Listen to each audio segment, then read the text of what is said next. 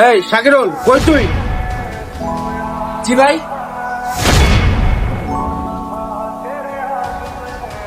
আমার ক্যাশে 5,000 টাকা ছিল, টাকা কই? ভাই আমি তো জানি না, মানে ক্যাশে থেকে কি উড়াইছে? তুই সারা কে নিছে?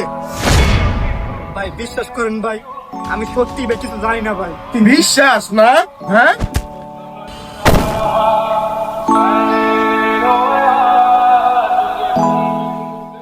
তোর মতন গরিব সমস্যা কি জানোস? তারা মানুষের টাকার লোভ সামলায় তারা, আর আজকের পর থেকে তুই তারা আসবি না।